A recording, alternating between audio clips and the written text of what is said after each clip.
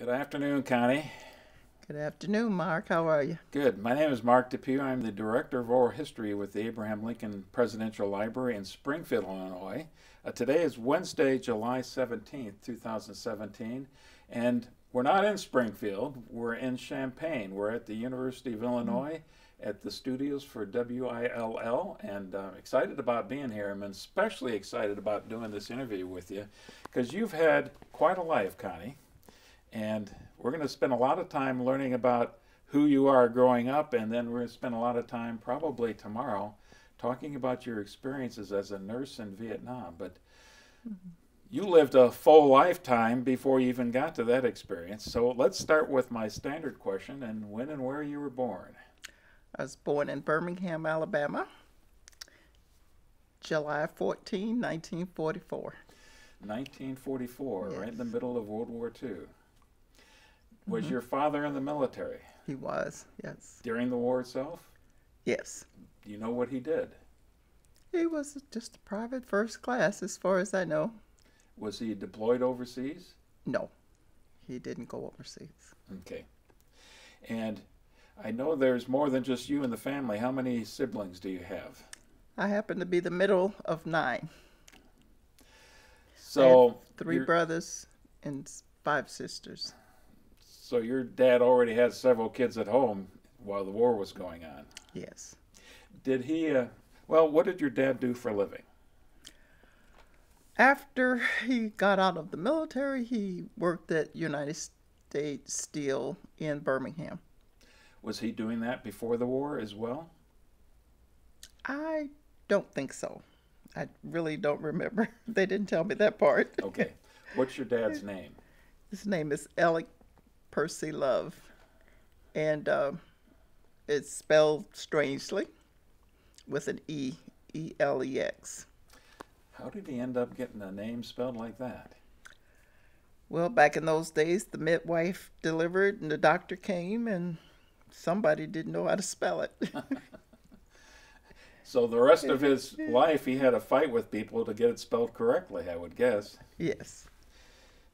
And what steel company did he work for? Do you know that?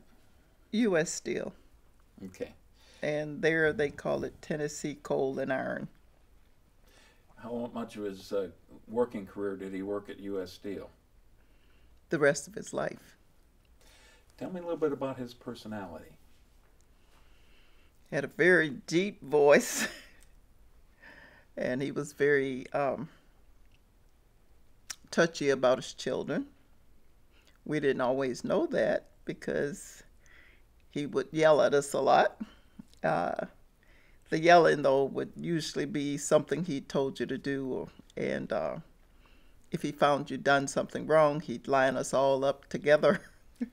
No matter who did it, you all were there until the one who did whatever he didn't like confessed.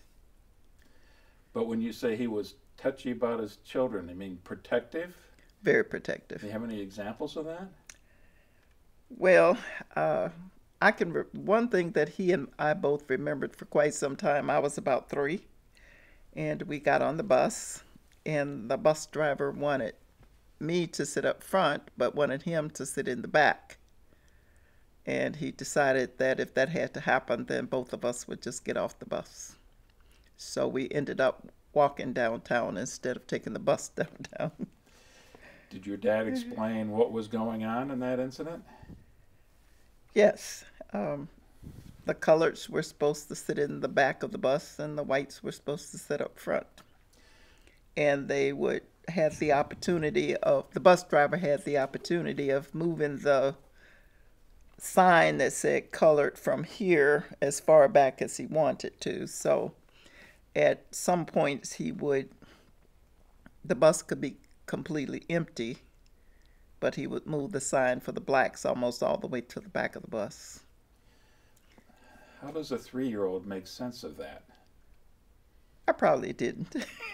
Just accepted it as the way it was? Yes, yes. But I did want to sit on that bus up front because it seemed to be more attractive up front. Well, you can see more from up front. Mm-hmm. How about your mother? What was your mother's name? Alice and she was from the Chavers family, so she's Alice Chavers before she married. Chavers, Chavers? Chavers.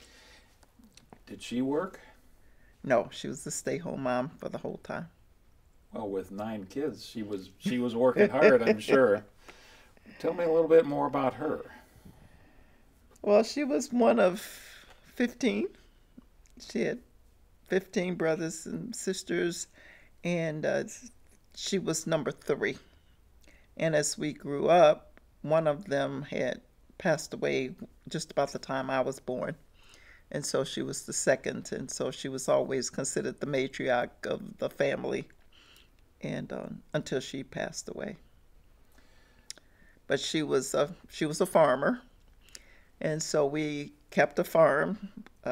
They would have it plowed by one of the neighbors, and she would plant, and then the children had to be the water carriers to water it, and then we would have to chop out the weeds and pick the produce and give it away if we could, because we didn't really like all those greens that she planted. She inherited the family farm then? No, my father actually bought a house that had enough land on it for us to have a garden. Okay. We lived in the city, but at that point my house was the only one on the block. So we had everything that everybody else had at that point. We had a garden. We didn't call it a farm. We just called it a garden. And chickens. We had a cow. We had a few pigs until people started building houses more around us. So we had to let it go. Did you like working in the garden? No. Because you had to get up too early. Ends up being hard work. It was hard work. Is that what kept food on the table for you, for the family? Partially. Kept the vegetables there. My father did work, and they did have grocery stores around. He did not have a car, so the grocery bags then were about this tall from the floor. And so he would come home with a bag of groceries on the bus. But we grew our own vegetables. And the cow we milked and we made butter, but that wasn't intended to be our source. We called it our pet, but it was food to Mama. So you drank the milk as well? Yes. Your father, you're talking about getting groceries. I wonder if he had to purchase the groceries from a company store? A lot of times he did. They used the A&P store, so what he came home on the bus with that we saw most of the time was from the local grocery store. But there was times when we heard those mother and daddy's discussions about the company store, because she didn't like the fact that, what they call it, you're buying things on time, and then it would cost more later than, you'd have to pay more than what it really cost. And so I guess that's what we call a credit card now. And they would buy shoes there for us. Was he able to maintain a moderate lifestyle for the family? Pretty big family. Well, as far as we were concerned, we were okay. We didn't know we were poor until I got to graduate school. Suddenly it dawned on you. Huh? No, one of the teachers explained what was going on in the South, and he explained our little neighborhood, and I think he even called it a ghetto, but we thought a ghetto had more people in the neighborhood than we had in ours, but that was what it was. We were considered poor, but everybody else was about the same as we were. And when somebody had a fire or they had something happen to them, we would be the first ones to go to that garden and fill up one of those grocery bags with vegetables, and we gave, so we figured the other people were poor, we weren't. When you and I first talked, I had this vision of your neighborhood. I didn't know that your neighborhood started with your house on one square block and there's no other houses on it? Is that what you said? There were none on when you could even now when you see the house, it's the only one on that block. The other ones are turned a different way, but the one on my left was built when I was about 7, and the one that was across the street from us was built when I was about 10. There was another one across the street and up the street. I don't remember now when it was built, but the rest of them were that's just the way it was. People built later. Our yard, when I was growing up, what is now the street in front of our house was our front yard. Did your family own all of that property then on that block? That there weren't other houses on? I think so, yeah.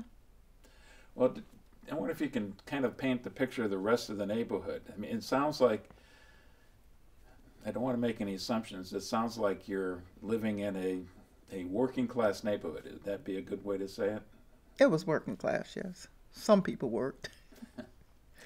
What else can you tell us about the neighborhood? Well, most of the people who were there, the ones even who built the houses, they stayed there until they passed away. So when I would go away, we would always go back and visit these people. It was like they were always family. Even though my mother didn't work, when she would go downtown to do whatever shopping she did, probably to buy fabric to make dresses, she'd just leave the children there because all the neighbors, even though they didn't come in to say they were babysitters, we never heard that word, but if any of us got out of order before my mother could get home good, they would all be there to tell her what happened. So the neighborhood took care of each other's children, and it was just it was a given that they would do that. Can you describe the home for me, the house itself? The house was very unique. Even among the ones around there, it had a pointed top, and it was the only one around with this pointed top. And after I did a little schoolwork, we looked at it as if whoever built it must have had an African background or something, because it was just pointed all the way around, and it was only a 4-room house. There was a living room, a kitchen, and 2 bedrooms. And the bathroom was outside. An outhouse? Yes. Electricity? We had electricity in my house, yes. Was there indoor plumbing of any type? Was there water in the house? No. Not at all. They had a water faucet on the outside of the house. It was on what we call the back porch. We had a big back porch that covered the whole house. A big front porch that covered the whole of the front. So we thought we had a full house. But the water was outside. For your entire growing up experience, that you didn't have an indoor plumbing, indoor toilet? I think we must have gotten it when I was about 8th grade. Okay. Because that was the discussion about what would our friends think. So I remembered my father he and the neighbors put in a bathroom inside the house. They built on a little addition to the back of the house, and they put the water inside. We had a kitchen. They put the kitchen, enlarged the kitchen and put it inside. No, it was a new kitchen because the other one that had been the kitchen became the dining room. We remember we had, our bathroom was pink. Back there, all of the fixtures were colored. Still in all, one bathroom, 11 people. It had to be a popular room. Well, it was bigger than the galvanized tub that we used to bathe in. And we would, from the youngest one to the oldest, we would heat the water on the stove and put cold water in it to make it more. And so the youngest one would bathe, the next one would bathe until you got, mother thought you had too much dirt on you, so you got a fresh tub. How often a week were you bathing? That's hard work to do that every day. We did. You had to bathe before you went to bed. Oh. Yeah, so we got the bath. But we always got one. We made sure we got it on Saturday night. So we had to go to church on Sunday. So we get Saturday night bath. And when we started off, we had a wood stove in the house. And the gas came, I guess it must have been about 11 or 12 when that happened. Connie, you mentioned that when you're getting indoor plumbing, the comment was made, what will the neighbors think? I'm intrigued by what they meant by saying that. Were they thinking, boy, now they'll think we're carrying airs, that we're so fancy we got indoor plumbing? Or Oh no, most of them had indoor plumbing. So when they built their houses, because they came after us, they put their plumbing inside. And ours had, when the wind would blow, you would know who had the outdoor toilet. Did I ask you already your family's last name? Love, right? Love, yes. Okay. So the Loves have arrived. They've got indoor plumbing now. Yes, yes. Okay. Let's go back and ask a couple questions about your dad. What kind of days did he work? Did he work long hours? He worked long hours. He also worked what we call swing shift. So his hours and days would change. Sometimes he would work 7 to 3. Other days 3 to 11, 11 to 7 the next morning. And when he did overtime, it's usually double time. I would think during those years, especially the 50s and early 60s, there was plenty of work to be done in the steel mill. They kept him pretty busy, I would guess. He stayed pretty busy. But according to him, the money wasn't keeping up. Was he in the union? Yes. Was he proud to be in the union? I think he was, yes. Now, you'd mentioned before there was even a court case that he was involved with? Yes. Can you tell me about that? I did not know much about, we didn't know anything about the law case until the night before we buried him. And one of his co-workers said that it's a shame that Love paid all that money for that lawsuit, but he was the only one who didn't get any money from it. So we didn't know we'd hear him talking about he was going to get a lawyer or the people were going to get a lawyer. But we would always hear him say that the people who were supposed to give him money never gave him money, so he was always putting the money in himself. And so the neighbor told us the night before we buried him, look for Love versus U.S. Steel. Because all we heard about was the fact that they weren't giving him money, so we really didn't know what it was about. And they didn't tell us what it was about. I went off to college. He still didn't tell me what it was about. We didn't ask. I mean, it wasn't something that they really talked about. Do you know what the issues of the court case was about? It was basically about seniority. I remembered he invented some kind of a pulley to work in his factory, but they used it, but they didn't give him any credit for it. They were always on strike, so we thought it was to help them stop striking so much, because when you talk about food, that we found out later that we would have to get the surplus food, as they called it.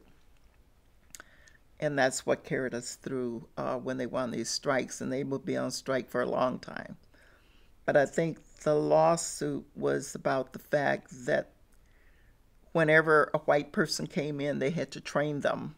And sometimes that person would end up being their boss, but they would never be able to get the promotions.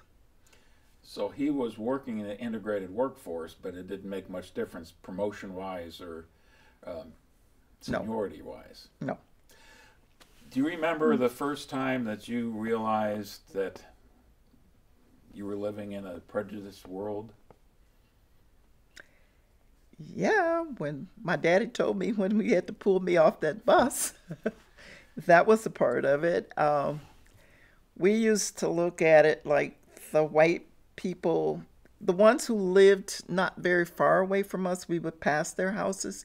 They would usually be friendly, but we never went into their homes.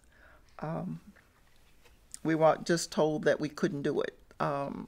There was swimming pool around and we could not use it. Basketball court, we couldn't use that. Our school was pretty good about teaching us what was going on. In fact, the fact that we never had a new textbook in the school, they explained it to us that we had to wait until the white students had learned whatever was in the book, and they'd tear it up and then they give it to us, and we would have the charge of covering it to try to make it look pretty, even though usually the pages were there when we got them. But I have heard it said that Birmingham was one of the most segregated cities in the country. it was. Your neighborhood, I assume, then was entirely black? Yes. Okay. Let's talk about religion for a while. Was the family religious? Yes, very much so. Yeah, the family grew up, I think they were extremely religious. But my mom, the motto we had in the house, if you're not dead, you're going to church. So if you're going to, you can't go to Sunday school, you can't do anything else. There was no such thing as a movie. We didn't have movies anyway, but anything that you wanted to do other than church, you don't do it on Sunday. And we'd have to go to Sunday school. But because my father worked, so mostly it looks like he always worked those shifts with Saturday into Sunday. He didn't go. So my mother, with all the children she had, she sent us to church. And there was a church in the neighborhood, a Baptist church. We went there. What was the name of the church? New Salem Baptist Church. And then when one of our neighbors built a house and they moved in, his family was Catholic and he was Methodist, so he asked permission to take us to church. So that's how most of us grew up being Methodist, because that neighbor took us to church all the time. And I think when my father got to a point where he didn't have to work all Sundays, he belonged to another church, which was African Methodist Episcopal, but it was farther away from home, and we did not want to walk, and we didn't want to take the chance of going, so they allowed us to continue to go to church with the neighbor. But when he and my mother went, and the younger ones that were born after me, well, I wouldn't even say after me, the last three went to church with the parents. Somewhere in there, Connie, you got me confused a little bit. You say sometimes your mother didn't go with the rest of the kids to church? She didn't go until my father went. And then that wasn't very frequently, because I think I must have been about going to high school when my father had his first car. It was the little red truck. So the two of them could ride in the little red truck. And so then that's when she would go to church. She went to church with him. So here's a woman who insisted that if you're not dead, you're going to church, but she's not going to church with you? No. Why It not? wasn't because she had to stay home with the kids, the babies. Okay. Yeah, she stayed home with the babies.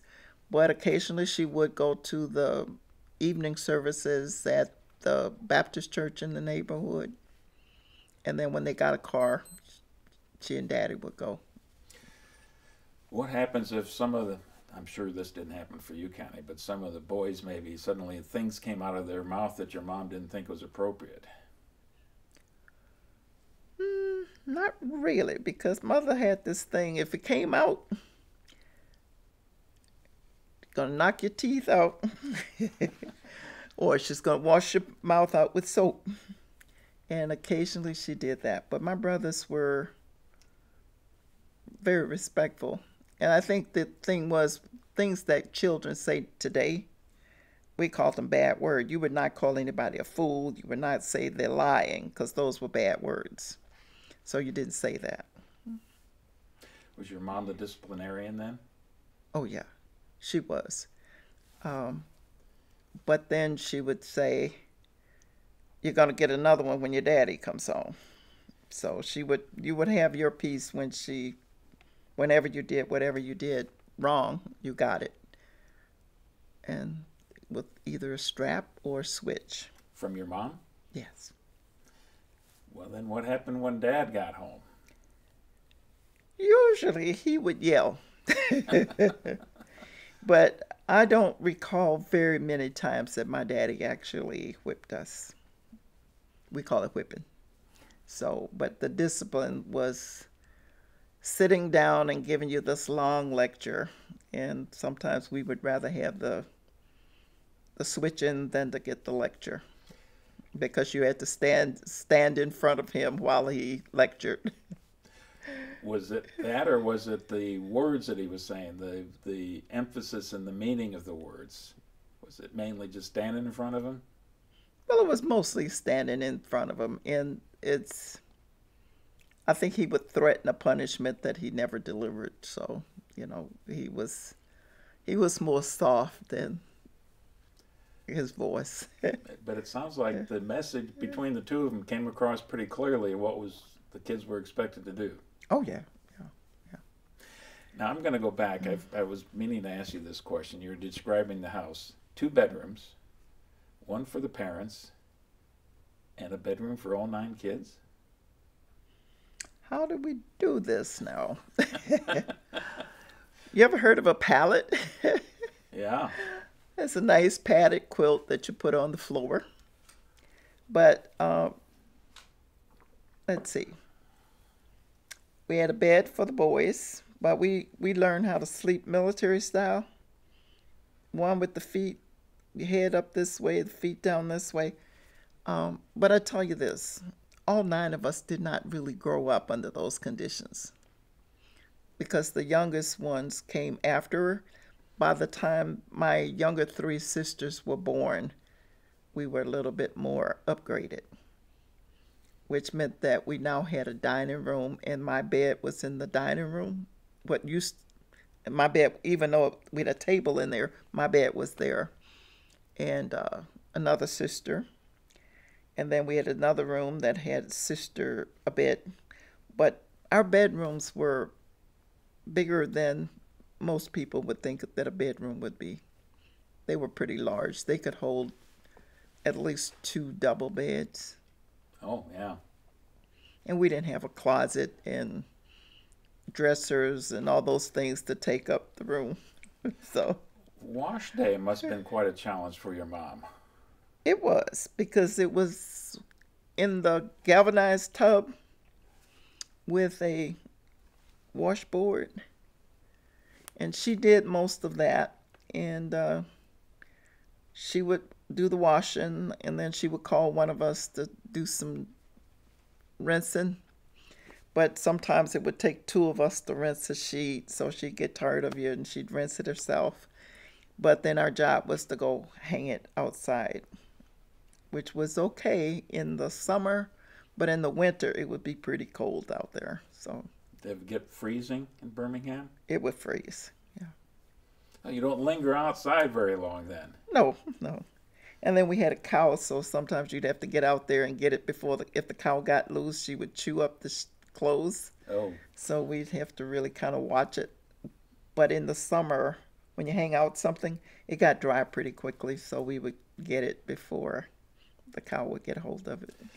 Did some of the older kids give the three youngest girls a little hard time about how you got it easy? You have no idea.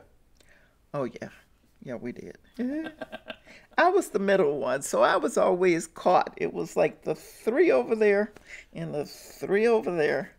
But it was my oldest sister was pretty much the disciplinarian for us. So even though she's about 6 years older than I, we knew that if she said something, you had to obey, especially if the mother wasn't home. That we just didn't give each other any trouble. So, looking back at this childhood, would you say you had a good childhood growing up? I think so. I had a good childhood, but I had to look back over it. Because some of those days when I was getting a switch and mother said it's hurting her more than it hurts me, I did not understand it. And half the time it was because I'm not doing what she told me to do, and it's the second time around. And that's pretty much the most you had. Or one of the church members said we were chewing gum in church, and we didn't give it up to the usher. So we would get a spanking about that. But did the family have a radio in the house? we had a radio, and that was our fun. Yeah. You remember what shows you listened to? Well, we listened mostly to what my mother wanted to listen to, and Boston Blackie was one of them, and Dragnet. So we would listen to those, and it was interesting because you can almost tell what color something was somebody was wearing, and by the sounds you could tell whether it was winter or summer. Or, Did your mother listen to any soap operas?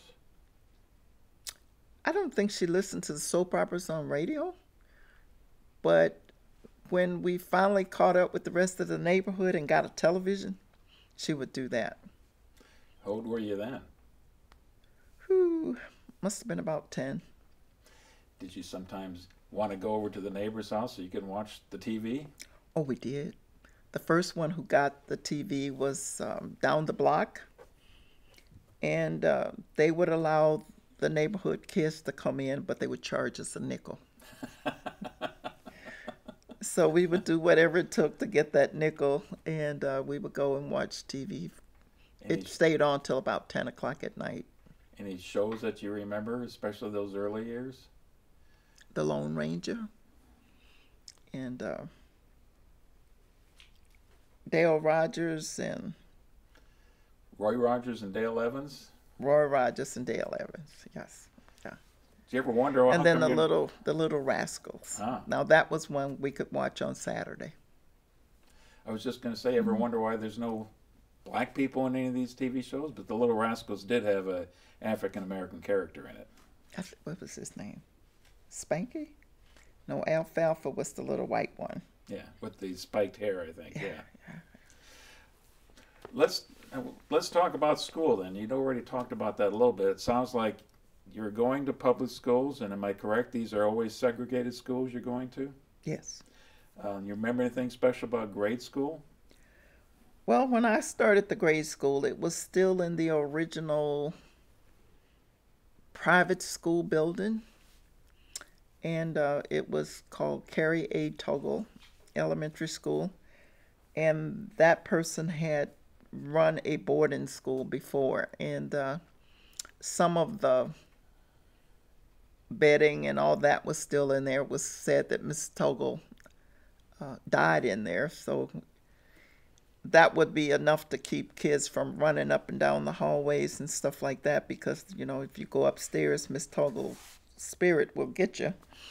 And she was buried on the school ground. And I don't exactly recall when they built the new school, but I went from 5th grade to 8th grade in a new building. And so it was built, I graduated in 1958 from grade school. As an 8th grader? Yes, yes. Did they have a ceremony? Oh, yes. We graduated. That was a big deal. Expensive too, according to our parents. we would wear a little red and white ribbon. That was our school colors. So when you were ready for graduation, you get your little red and white ribbon about 2 weeks before, and you wear that little ribbon everywhere you go, church, neighborhood, and everything, and everybody would congratulate you.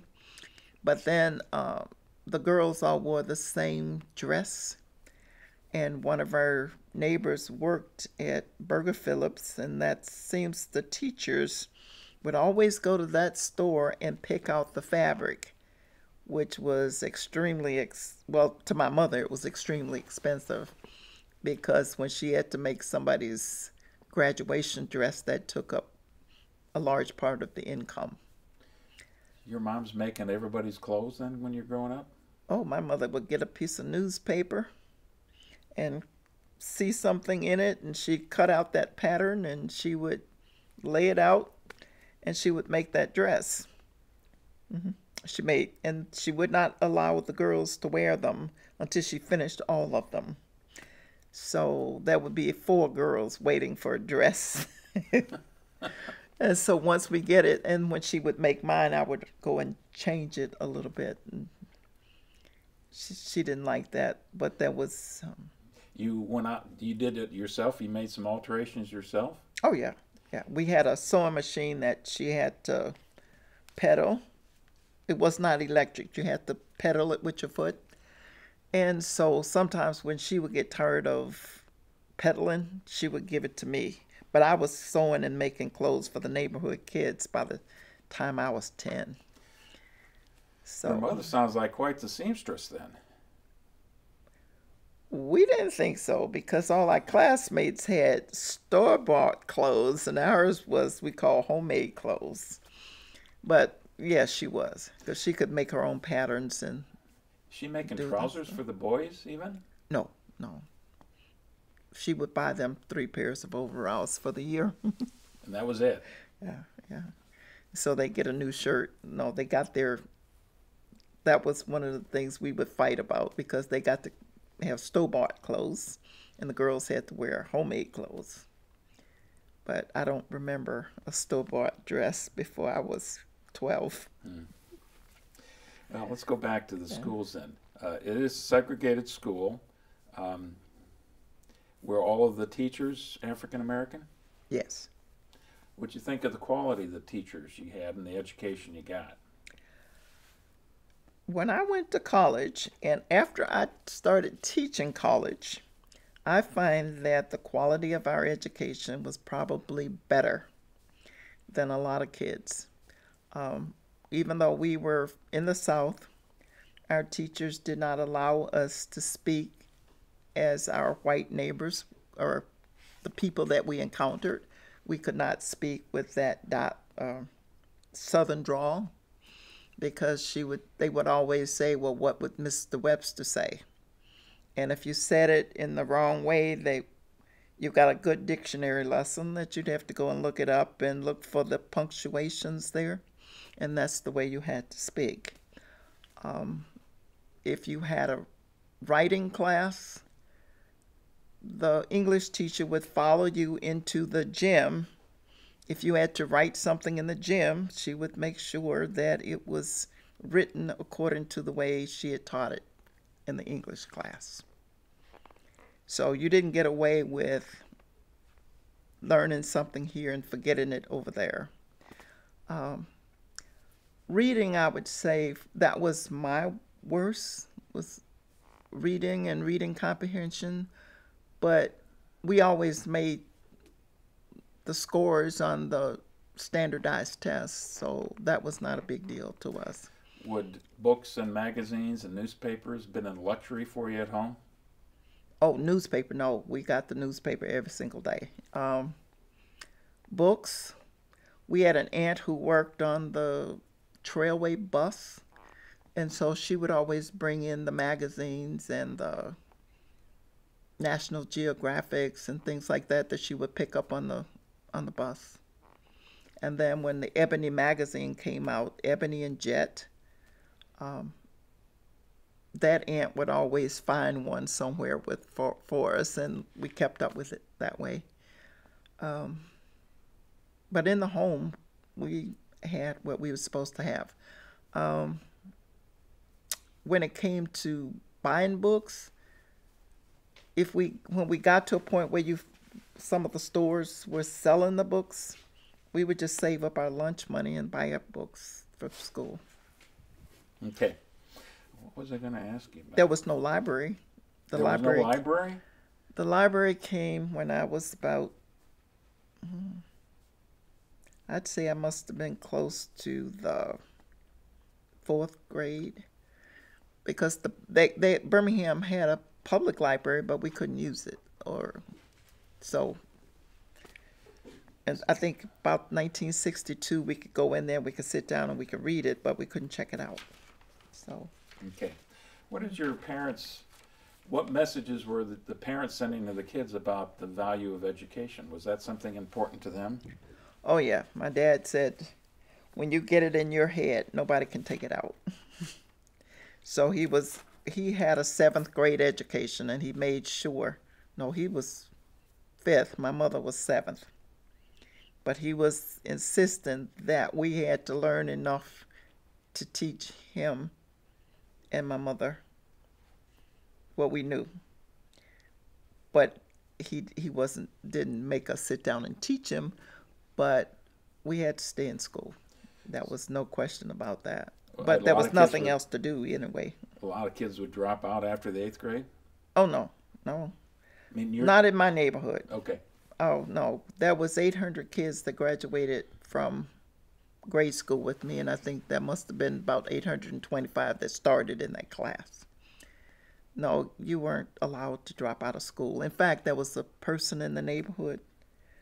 You could drop out at age 16 if you wanted to, but most kids who dropped out of school had been kind of delinquent before that. But there was this lady called Miss McQueen, and she was called the truant officer. And she went to the church where my parents went. So all you would hear if anybody didn't go to school and they weren't sick, Miss McQueen would show up at your house and threaten to take your parents to jail. So nobody wanted the parents to go to jail, so we pretty much went to school. Well, let's get you into high school then, because you had this big graduation ceremony that sounded expensive, at least your folks thought so. Where did you go to high school? I went to A.H. Parker High School, which was also historical for black people.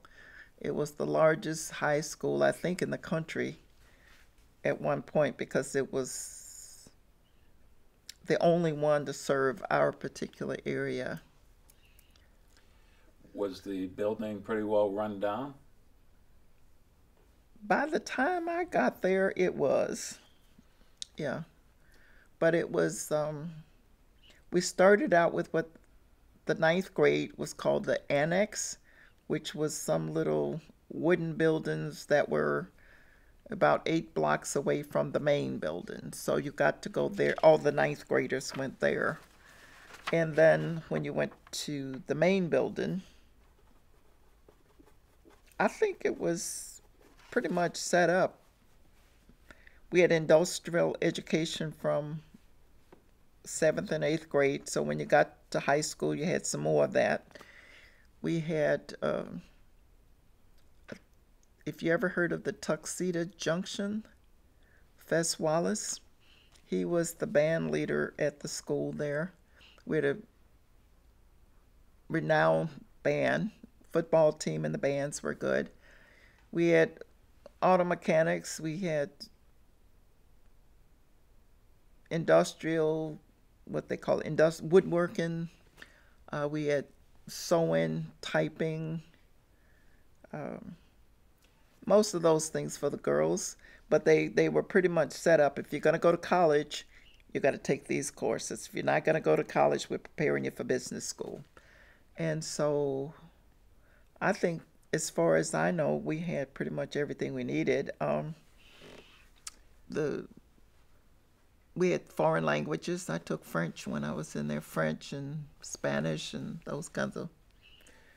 So I think we were pretty okay. Again, were all the teachers black? Yes, high school. Mm-hmm. And I guess I'm kind of surprised the emphasis of going to college. Well, if you didn't go to college when you were 18, you either worked in a restaurant, one of the two hotels that was there, or you worked in white people's houses. And you're talking about as a girl, for the girls. Well, the boys either pushed lawn and they cut lawn, so if you didn't want to do that, you better go to college. So we had pretty good college rate because we wanted out of there. And when it came to the boys, if they weren't what they call college material, they would prepare themselves for the military. But a lot of the courses you're talking about, they're trade kind of courses, teaching them particular skills too. Well, you had to have that in addition to everything else, just in case. Because if you were going to get married to anybody, you at least needed to know how to cook and clean a house. Mm-hmm. So they would teach you those things in school. When you go to college, you need to know how to take care of yourself when you're there. So they had pretty much classes that would prepare you for both. You graduated what year? I graduated from high school in 1962. Were there still plenty of jobs in the steel mills and the foundries around town at that time for the kids? Not really. One of my brothers did start working there, but there weren't that many jobs. Were you a good student? I was number 3 out of the 500 that graduated with me. Yes. You were an outstanding student then, Connie. Yes. But I wasn't valedictorian or salutatorian. You sound like, oh, darn, I didn't quite make the cut. No. How about the rest of the kids in the family? They weren't that good. My older brother, the brother that was over me, we would have lots of fights because the teacher would actually bring him into the classroom or take me into his classroom to show that I was smarter than he. And so we'd have a fight at home. You know, I don't know that I can blame him for that. Yeah. And then the youngest brother, he was in the heart of the civil rights movement. He didn't particularly like school either because I think they were beginning to catch on with what was going on in the city. And because our parents weren't that educated, we didn't get a whole lot of help at home. We've got to sit down and do this homework. And I was a little bit more intent than the other ones. My 2 sisters ahead of me, one of them was one of the few kids who got pregnant before she graduated from high school. She did graduate, though, because they didn't find out until she graduated. And the other one actually started junior college. And when she found out that there wasn't going to be a lot for her to do when she graduated, except because that was junior college, she wasn't going to be able to teach in the schools because she still needed a baccalaureate degree. She stopped and she got pregnant too. And I got punished for her getting pregnant, but... I was going to ask what your parents, especially your mom's reaction to her daughters getting pregnant like that. Oh, my daddy was one that was really hard. I think my oldest sister actually got a strapping because she got pregnant. And the other one didn't tell them. She snuck off and went to my grandmother's house. And when they found out that she wasn't home, then that became a big deal. And my dad acted as if I had also gotten pregnant. So he was almost not going to let me out of his sight. And in fact, even that man who was taking us to church, he didn't want him to take us to church anymore because he was afraid that he might have had something to do with it, but it wasn't. But anyway, my daddy claimed the children. There's only going to be one woman in the house. So my 2 nephews grew up as my parents' child. Even when my sister stopped college and went away, they would not let that child go with her. it sounds like you were pretty determined all the way through high school that you were getting to college. Yeah, yeah. I think the teachers had put it up to, we had pretty good counselor in the school. So they would almost point you out and tell you what you're going to do, you know. You are college bound, you will go. And they would actually put you in a class where students were seemingly a little bit more accelerated than others. And they would just drill the whole class that that's what you're going to do. So we didn't have any choice. So our biggest thing was, who's going to pay for this? Yeah, we'll get to that. What were your favorite classes? All of mine were favorite. English was pretty much the easiest for me. Well, I thought you said you had some problems with reading, though. I did. But English, and I may have had problems reading, but I usually got done what I had to do because I would just take time to do it. And I still do. I got through all of school without speed reading, but I just would read more, even through graduate school, like drink coffee and just take longer to do it. And my daddy would have to chase me to bed at night because I would still be at it. And then when we would go, I was interested, but when it came, that was my lowest score on the standardized test. Hey, maybe some of your other siblings would have been happy with that score, huh? Yeah, yeah, yeah. But we would have, even when they built that library in the neighborhood, it wasn't exactly in the neighborhood. It was about 6 miles away, but you walked to it. We would always have contests when school's out. You'd have to read so many books, and then you'd have to give a little report back. You give it to the librarian, and the librarian would turn it over to the school when school was back over. So it was pretty mandatory that you read whether you wanted to or whether you thought you could do it fast or not. So. But it sounds like you wanted to be reading anyway. Yeah, I did. Yeah. What did you think you wanted to do beyond college as far as a career? Did you know when you were in high school? Mm-hmm. I had wanted to be a veterinarian, but my folks, there was a 5-year program at the school where I was going to go. And my dad said, don't have 4 years. You only have 4 years to go. So, but at our school, we had the Future Nurses Club of America. And we also had the school nurse was in charge of that. And the Future Nurses Club, we took care of the football players. Whenever there was a disaster in the neighborhood, we took care of them. And so we were pretty much groomed from there. That's what you're going to do. So if you're going to be in nursing, then you've got to take all the courses for college. Well, it's not a bad way to meet some of the football players, then, is it? Well, they'd be injured until they'd be balling like babies, so. Okay. Did you work while you're going through high school? No.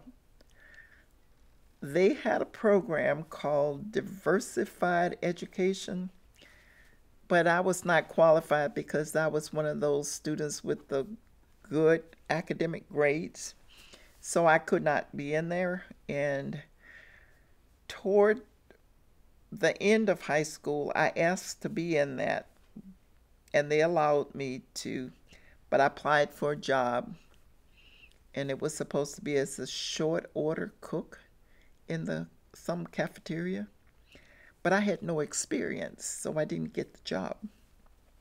Did you get involved with any extracurricular activities at school? The nursing program? Yeah. We dabbled in some things, but if anything cost money, then we didn't get involved in it. Like the Girl Scouts, I would go to their meetings, but I couldn't get the uniform because we couldn't afford it. And so you could only go so far in that because when they did their little stuff with the uniforms, I didn't have one, so I couldn't. And then the band, I was in grade school. I learned to play the trumpet. But then when I got to high school, I couldn't keep it up because I couldn't afford the band uniform. So I dropped that. think I know the answer to this, but were there any sports available for the girls? No. Title IX had not kicked in yet. That's a decade off in the future. Yeah, yeah. Okay, how about theater or anything like that? I participated in that because one of the teachers told me, you look like a French model. So I was in two of the school plays. And so, let's see, one of them was called Antigone. I can't remember the other one. But I was in two of the school plays. So, okay. And that was a big deal. And I think that was really big because then your parents get to come, and it was everybody came and they saw, and it was, you practiced and you made friends. And it just so happened that the drama teacher was also one of our counselors. So when I got to college, I was still in drama. Yeah. Connie, I'm going to shift gears on you here. Okay. Because you've been very good, but about avoiding this because I asked you to, but now I want to talk about what was going on in the world, and especially Birmingham, Alabama, with the civil rights movement, and walk you through. And you know, some of these things you might have no memory of at all, but I know you've got some important stories in this regard as well. So you were 10 years old in 1954 when Brown v. Board of Education, the Supreme Court case, came out. Was there ever a time when you were in the Birmingham school system that there was enforced busing, integration of the schools? Oh, no. They didn't want you to go to those other schools. You mean they didn't want you? Your parents didn't want you to go to the schools? Or the city of Birmingham did not want you to go. In fact, when I was in high school, our high school was, well, we didn't know that it was overcrowded because it was the only one that was there, and they had two others. One was in another city, and there was another one in Birmingham. And I think they finally realized that graduating 400 and 500 students twice a year was a little bit much, so they built two more high schools. And in 10th grade, our class got split up. Some went to Hayes and some went to, what was that other one? There was another one. They went to those two high schools that was closer to where they were. They needed to be bused in. If they lived more than 5 miles away from school, then they got bused. If you lived 5 miles, you walked. So I was in the walking group. You continued to go to Parker through the whole time? Yeah. How far did you have to walk to school then? When I drive it, when I go to Birmingham, I show it to my children. It was about 5.5 miles. And your children said? That was child abuse, Mom. Because we had to go up a hill that was like this, and you had about 15 minutes to do what you got to do because Mother didn't think you were supposed to walk slow. You were supposed to briskly get to school. And well, that's what we did. Now, I've got a couple other here I think you might have been way too young to remember as well, but I'm going to just kind of go through this list. December of 1955, that's when Rosa Parks refused to move to the back of the bus. And here you had this experience at 3 years old. That's already an important experience for you. Oh, we were around then. In fact, my mother was the town crier. She would sit on that front porch at 4 o'clock in the morning when somebody would tell them, because that generated what they called the Freedom Riders. No, the Freedom Riders came a little bit later. But when she did that bus, then we had the bus boycott. And so we would get together under Martin Luther King, and he called it silent protesting. And he'd meet with us at different churches, and he'd say, okay, this is the way we want you to go. And the children would line up with an adult, but we would go 2 by 2. And so you would we boycotted the bus, but we also demonstrated in some of the areas where we couldn't eat at the lunch counters and stuff like that. And so we just would go, some of us, the children would go, like maybe if the parents who had boycotted the bus, if they were working a long distance at the white people's house, we would go and meet some of them and carry their loads home for them. Sounds like it's going on even when you're a pretty young girl. Yeah, yeah. It was pretty safe when I was there, so we could get around a little bit. You mentioned Martin Luther King. Followed his career pretty closely? Yeah, yeah. Well, we kind of obeyed him pretty closely, but we didn't know that he was going to be who he was going to be. But he would come into Birmingham, especially after the leading the bus boycotts, and we boycotted some of the 5 and 10 cent stores where they had a lunch counter in there and you couldn't sit down to buy anything. We boycotted those, and so he taught us how to do a march without saying anything to anybody, and he would call it peaceful demonstration. And when the buses started coming from different places, people were coming. 4 o'clock in the morning, my mother would sit out on the front porch and wave down everybody and tell them the Freedom Riders are coming, the Freedom Riders are coming. And by 4 o'clock in the afternoon, we'd all be down at the 16th Street Baptist Church waiting to see if you can get in.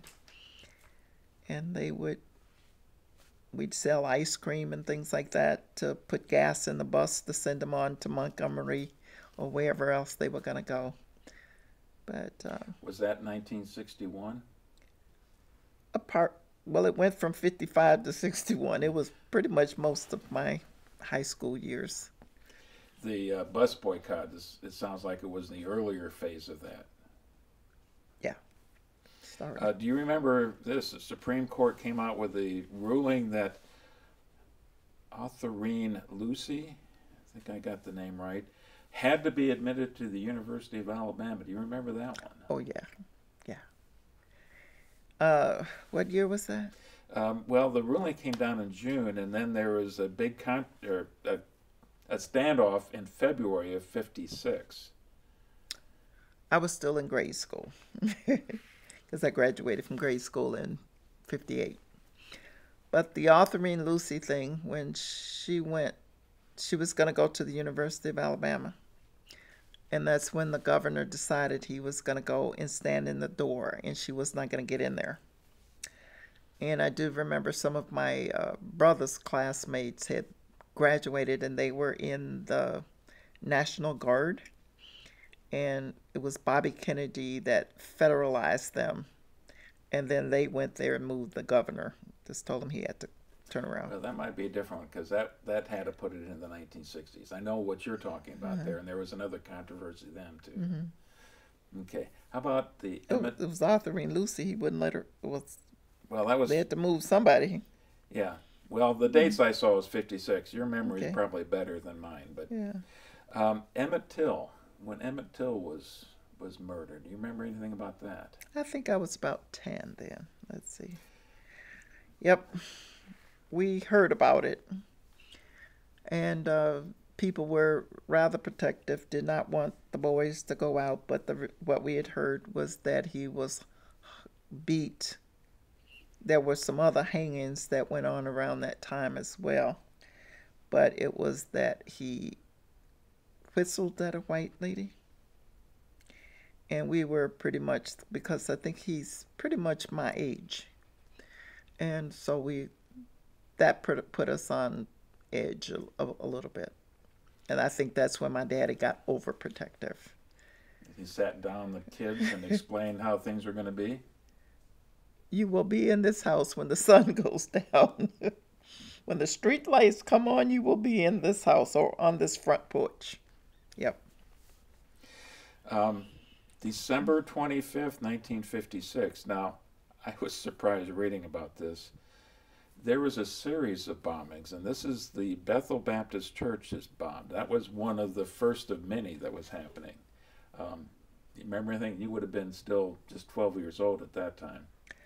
I'm not sure. I'm trying to think if that was Reverend Woods' church. One of my classmates' father was the minister. I think that was the Bethel. Yeah.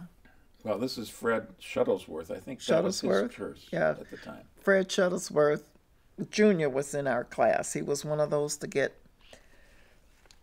when they split up the schools, he went to one of the other schools, but he started out with me in 9th grade.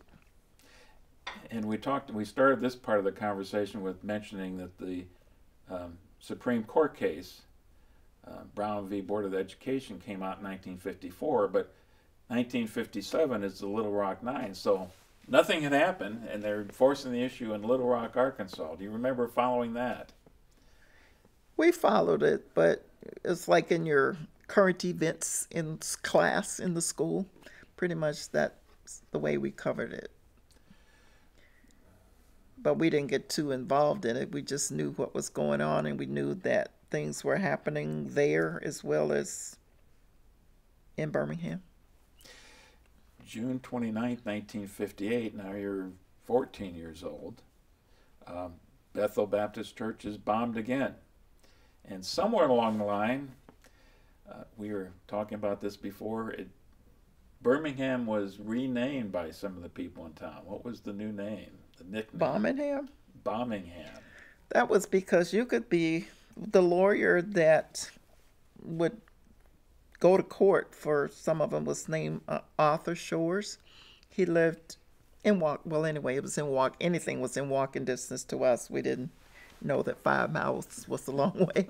But when they bombed his house, it actually shook us out of our beds from the distance that we were, which I'm sure, I haven't clocked it to see exactly what it is, but it must be at least 4 miles away. And we just, it just kind of shook everything. They. Who was they? Who did you understand at that time they were, the people who were Ku doing Klux Klan. No doubt in your mind? No, we saw them half the time. Wearing the outfits? Yeah. Got a scar here. One was chasing me to get away, to throw a cross on me. That's the thing that they would do. They just intimidate the neighborhood by throwing a cross on somebody, and I just happened to be out walking between a friend's house and mine, and I turned around and I ran between some hedges and a chain link fence, and I cut the arm. I still have the scar, but my mother didn't know that's what it was at the time. How old were you at that time? How old was I? Yeah. Must have been about somewhere between 10 and 12. Yeah. Well, very young age. When you say they're throwing a cross, is this a big cross? What is this? It would be, it'd be on fire, so I guess I couldn't really tell what it was, but it was about this long, and then it was crossed. But they usually would have it already burning when they throw it out their window, and we would call them cowards because they would throw it and then they speed off. But what were you thinking? Here you are. Mom is making sure you're going to church every Sunday. I suspect that you believed in what you were hearing in church, and then you have something like that happen. How do you comprehend all of that as a young girl? I think right about that time, Billy Graham came into Birmingham, and they would have what they called tent meetings. And I think we got to know God more, and we got to pray more because we figured that was the only thing that we could do. But the thing that was most annoying to us was that where the Ku Klux Klans met most was at church.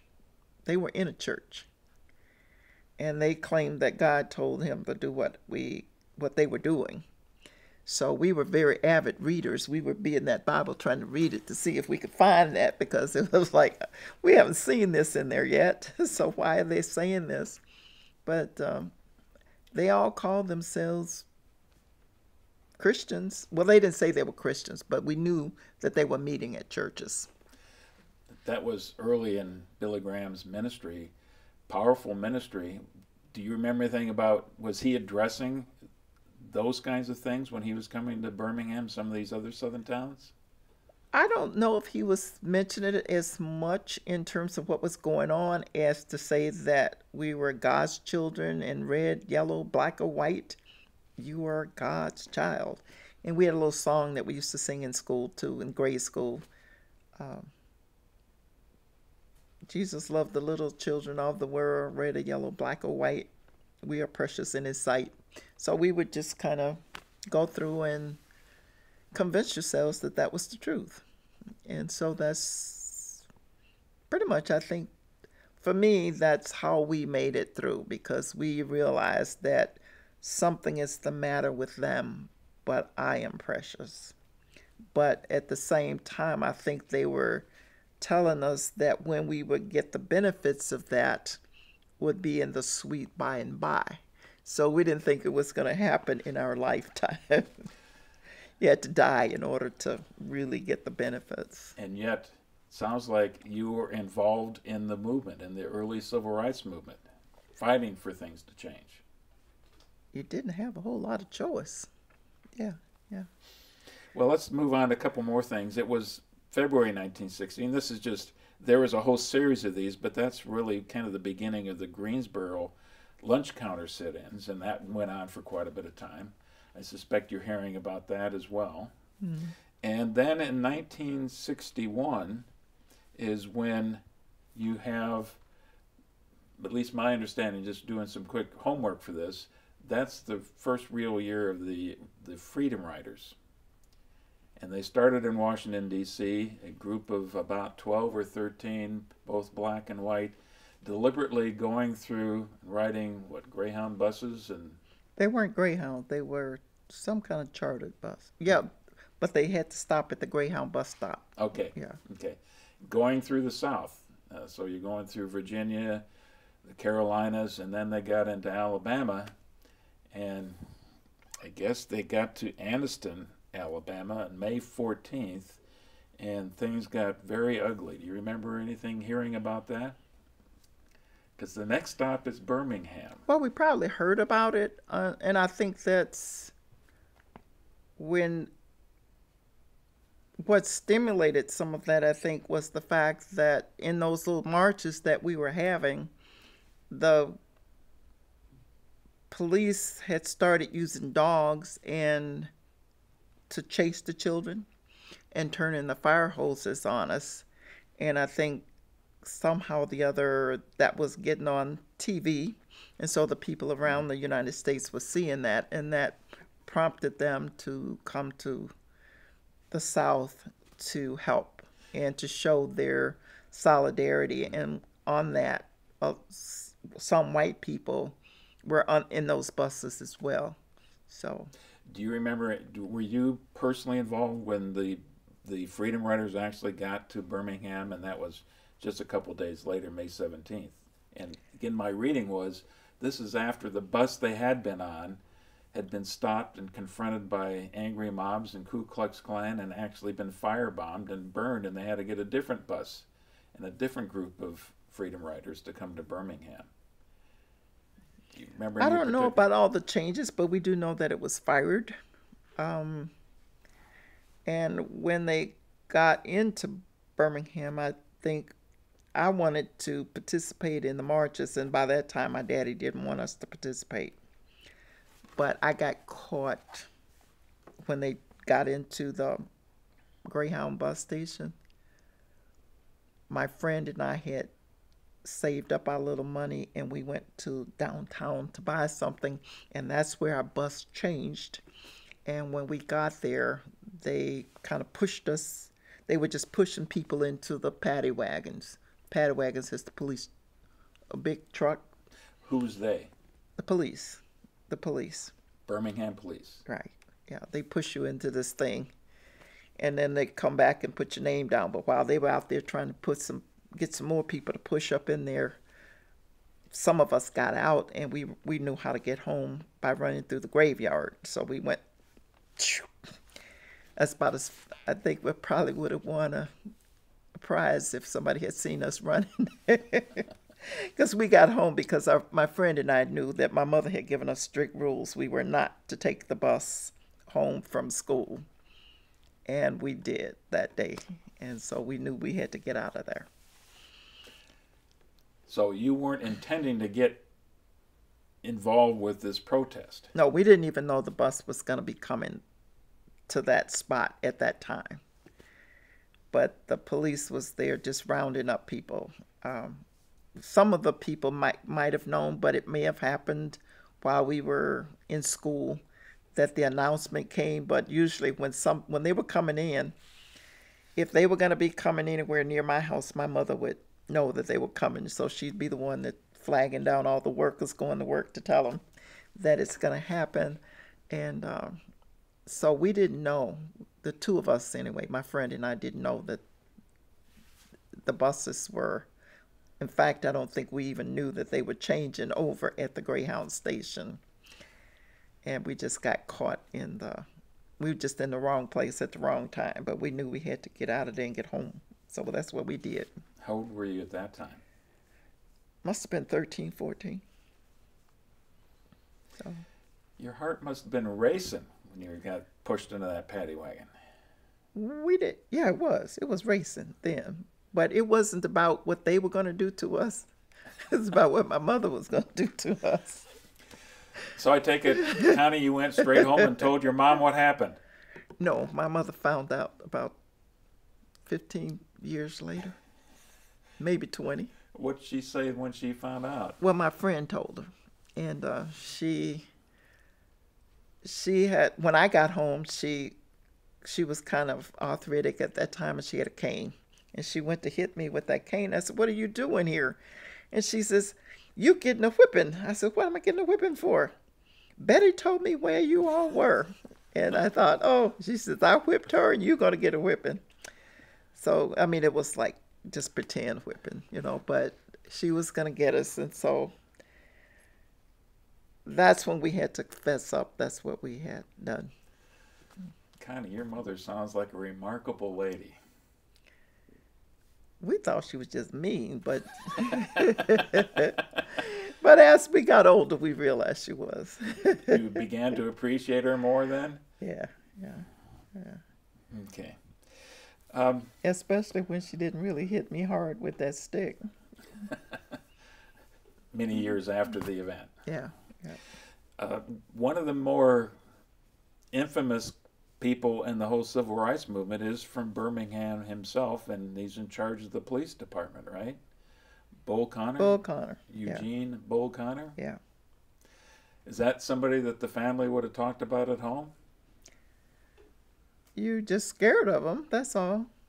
And you just did not go anywhere near City Hall. If you had to go up in there, you drink water before you leave home and drink it after you get there, because he might have changed the sign and put white only at all of the water fountains, so you didn't get, they had color and then they had white. But he just might have go and slap up a sign on both of them. So we didn't spend too much time down there. So it sounds like it's not just the KKK that's tormenting you, it's the police are complicit with this whole thing as well.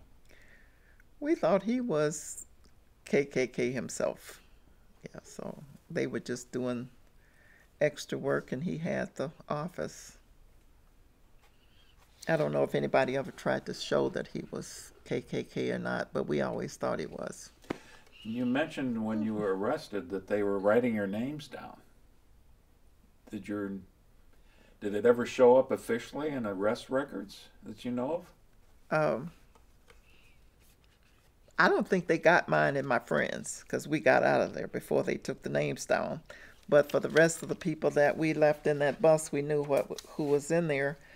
But I don't remember what year it was, but it had to be before we went to college, because most of my classmates, some of them were in there and their names got written down, but they ended up at college.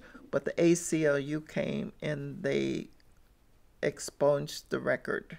They made them take our names off of the record. And that's when we learned in our government class that that was a felony to have been arrested at that point.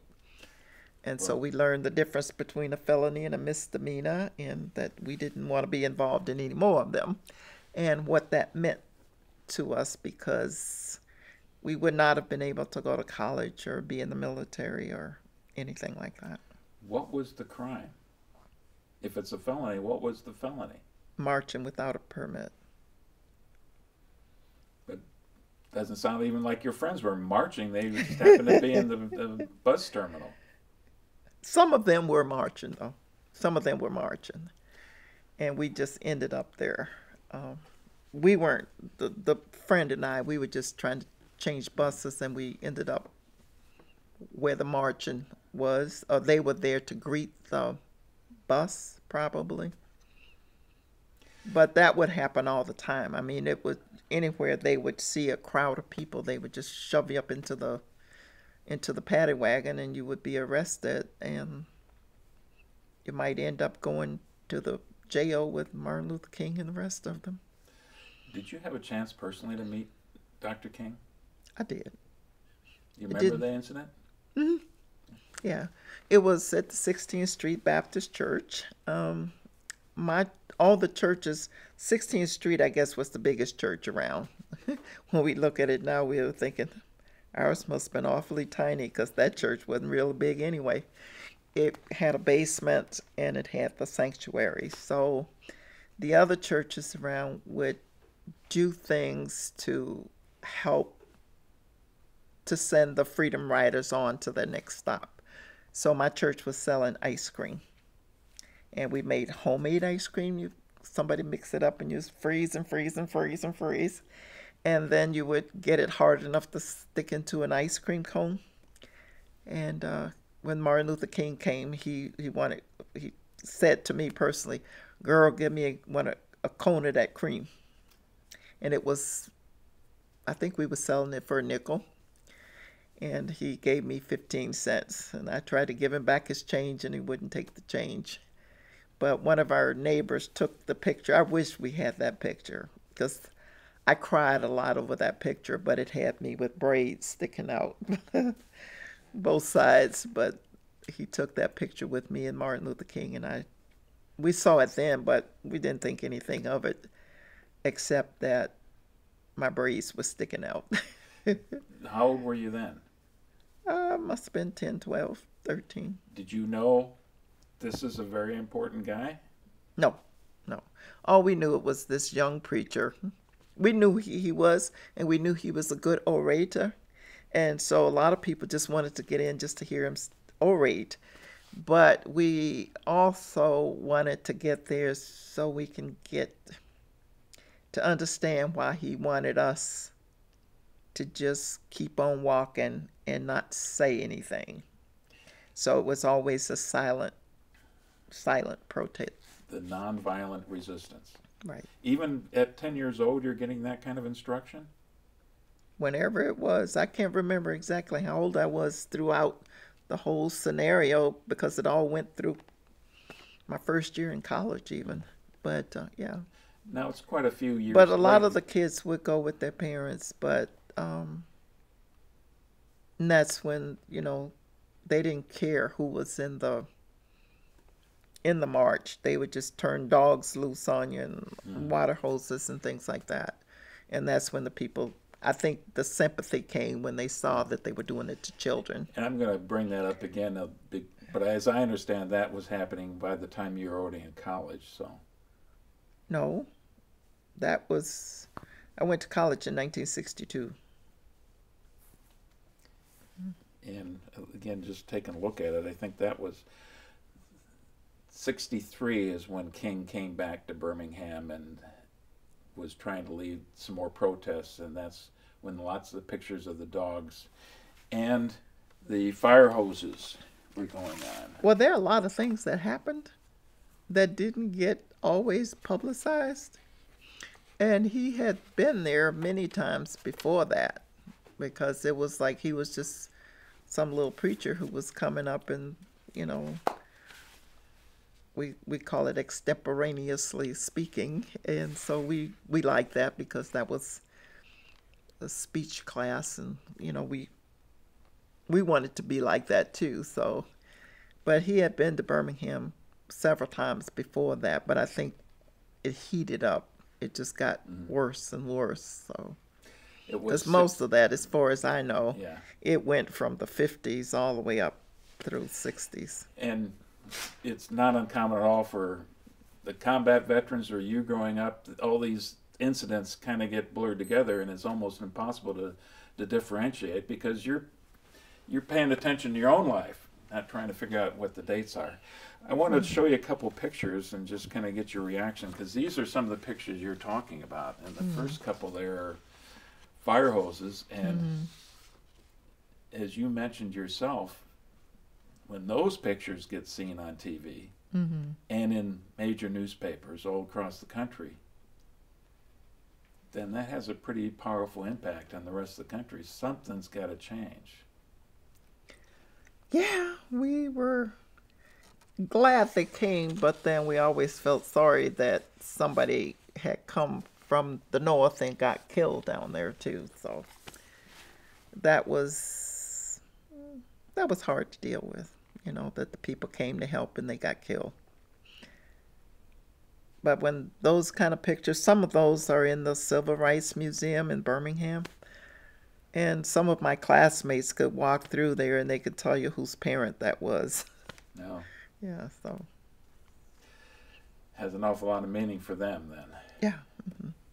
Yeah, we knew quite a few. But because I went off to college, in fact, I had been to college before I graduated from high school as well. And so I missed some of the things that some of them experienced. I was in the 11th grade and I went to college for the summer. What college? Tuskegee. And Tuskegee, I know, is in Tuskegee, Alabama. How far away is that from Birmingham? It's about a 3-hour bus ride. Bus ride? Yeah. Connie, where were you sitting on the bus when you went to Tuskegee? Most of the time when we went on the bus, we had chartered a bus that we were able to call Greyhound and tell them that so many students from Tuskegee wanted to go to Birmingham. And a couple times we asked for that bus specifically, but when it came out of Columbus, Georgia, it would already be full. So we might have missed the bus, even though we asked for it. One time they did send one to the campus, but otherwise we'd have to go to a mobile station to pick it up. And are you saying that the bus was Off the chartered camp. so that it would be entirely African Americans on the bus then? yeah. And that was considered to be the safe way of doing it? Yeah. In other words, you were always confronted with the facts of life in that respect. Yes. And I think the administration at Tuskegee would help with that too. They would actually help us to get the bus, you know, because they knew so many of us were going to Birmingham. And they didn't want us to have to be encountered with whether we were going to be sitting in the wrong place on the bus. Yeah. So, but even with the, oh, you don't want me to get ahead of you. No, go ahead. The most traumatic thing that happened to us was on one of those buses that was bringing students. We either had you going from Birmingham to Tuskegee, or they were coming from Columbus, Georgia, or Atlanta. They were, you know, we had students at Georgia and Florida and Birmingham would be the ones of us who'd taken the bus most of the time. One of our classmates was shot at the gas station because he asked to use the bathroom. And to my knowledge, the person who killed him was declared innocent. Did you see that happen? It was on the bus just after mine. It was the after mine. My bus had already gone by. It was after that. Nope. No, so we didn't see it. I didn't see it, but the rest of my classmates who were on the bus saw it. But just hearing the news, I'm sure that had a powerful impact on you when you heard the news. Well, it tore up the whole campus. And we then ended up getting into trouble with the administration at the school because all of us decided that we were going to have our own protest. and we organized on the campus, and we were going to march back down to the gas station. And if we had gone there, all of us were going to flunk whatever courses we were in. And that was to be our punishment. So, knowing that I only had 4 years in school because my sisters were behind me, I didn't go. This was But the we march went to the gas station where the murder actually happened? Yeah, we were going to do that. Yeah. Some of the students were from Chicago and places like that, so they were a little bit more brave than the rest of us. And I think it might have been most of them who had actually convinced the rest of us that we should do this march. But I was on the campus, and there must have been about 400 students going down. And you say it was the administration who didn't want you to do this? Administration didn't want us to do anything. They considered themselves our parents when we were away from home. And I'm assuming the administration is entirely black as well. Yes. But they had all been raised in the South themselves. Oh yeah, yeah. Well, I think most of them had. But when I went to college, you did not ride in a car. Girls especially did not ride in a car. Because? Well, the reason they gave us was that some students before I went to college had been in a car and they got killed, or there was some accident, so they weren't going to have that. An accident or something? An accident. Okay. It was an accident. But when your parents brought you to school, if you went in a car then, that would be the last time you would be in a car until the parents came back and picked you up. That anywhere we wanted to go, it wasn't too much to do there anyway, because our hospital was on campus and I was in nursing, so we just walked to where you had to go. If you had any money, you could go on what we call the block. It was a drugstore and a restaurant. There were 2 restaurants down there. And if you got in a car, otherwise you were going to do something you had no business doing anyway, they thought. So we just didn't do it. And then in our senior year, we could ride in a car. Your administration was more protective than your parents almost. They were. And would they hesitate to pick up the phone and call the parents if there was an issue going on? Oh, they did. My freshman roommate got sent home. Oh. Yeah. What caused that? Do you remember? She went into the boys' dorm. Oh.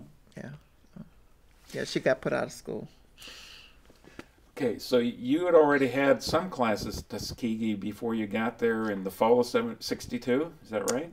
They weren't exactly college classes. What they had, it was called the National Science Foundation Summer Institute for High Ability High School Students and their teachers. I should have mentioned this before. What is your actual name?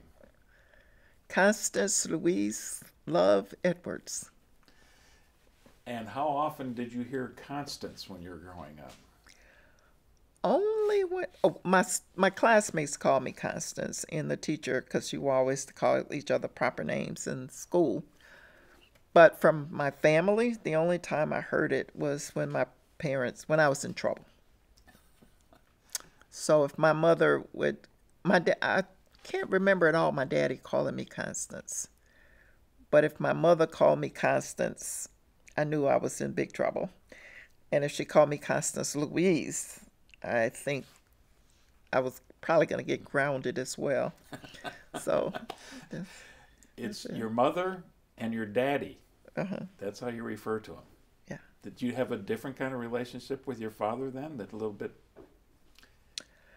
The way my daddy described it was no matter what he did, if I needed something from him or wanted something from him, if he was going off on one of his spills or whatever, I would just sit and look at him and say, "Now, are you finished?"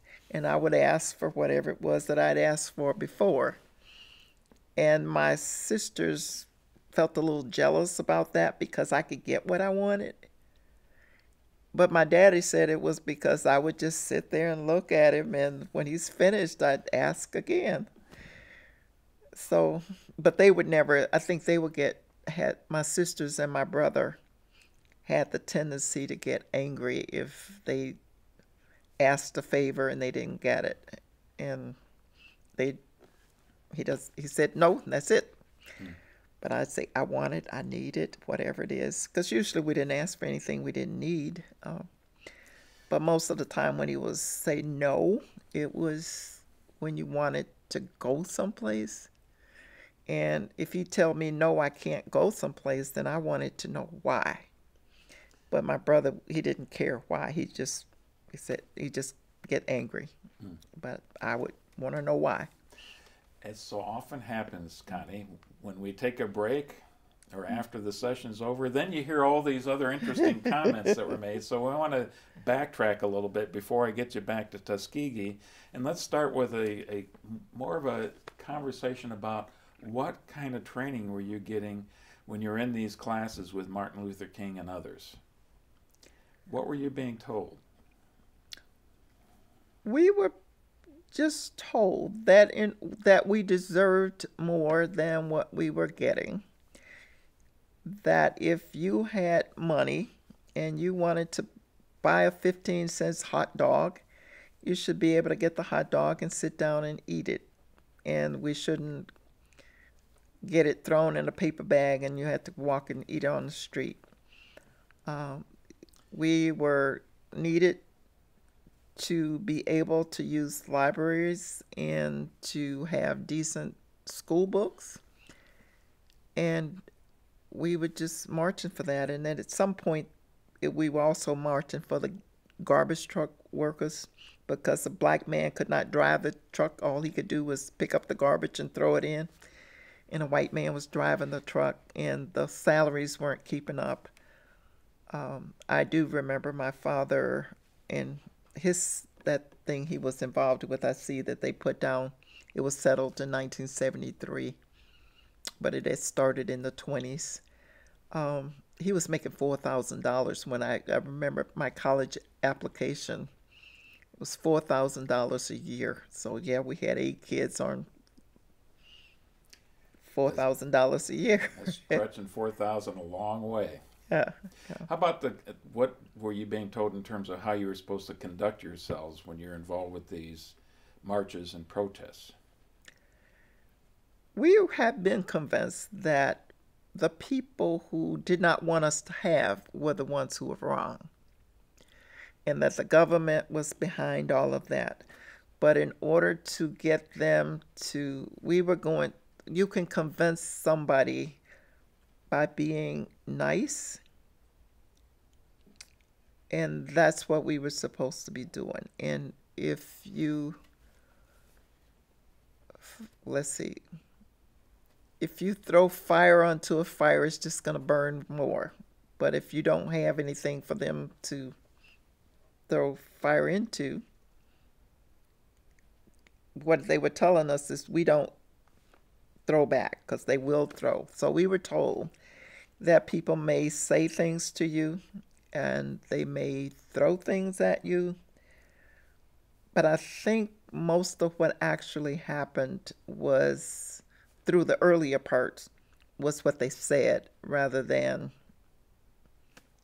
them throwing things. I don't remember too much of the anti-protesters throwing things at us. It was usually just what they would say. But again, what were you expected? If somebody did start yelling at you, what were you expected to do in return? Just keep on walking. Don't say anything. It was a nonviolent movement, and it was drilled into us what nonviolence meant. And words can produce more violence from the other side, so you don't say anything to them. We sang songs, but we were singing pretty much to the Lord. And so, and for our protection, I know more about that now than I did then. You know, you can whip the devil real good, just by praising the Lord. And and I don't recall them telling us that then, but it was just, he was a young 30-some-year-old person, and here we are teenagers, so as far as we were concerned, whatever he said, that was it. But it wasn't so much that it was his age or his preaching, but he was just saying, we're going to have a protest, and this is the way it's going to be. It's never been this way before. Did his tactics, these tactics of nonviolence, did they make sense to you? Oh, they made sense. Do you think I mean, we had brothers and sisters, so you hit them, or if they hit you, you hit them back. You'd be having a fight going on for a while. So that was pretty common for us. I mean, we knew that if you participated, if somebody invited you to a fight, it wasn't going to be a fight if you didn't give them back something. So you just didn't. Okay. How about the incident about, you mentioned when we were off camera here about a nephew that was actually shot? That was my nephew's cousin, but it was a relative of his wife.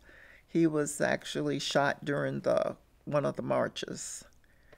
And most of the time that I knew him was after he had been shot. He eventually died from that wound. Do you remember the particulars of that incident? No, we just realized that he always walked with a limp, and we knew some other people who had gotten shot in the back and they were paralyzed for life, but we thought he was in pretty good shape because he could at least walk without the aid of anything. But I don't know exactly what killed him, but whatever it was related to the shot. But he was in his 30s when he died. This is all of this is an awful lot for a young girl to be trying to comprehend, and I guess I'm wondering, in the moments, were there points when you're just really scared, or were you kind of operating on emotions? We were most scared when the bombs went off, because I mean, you could feel it. I mean, it was like, when are they going to hit this house? And like I told you, my little house was not very sturdy.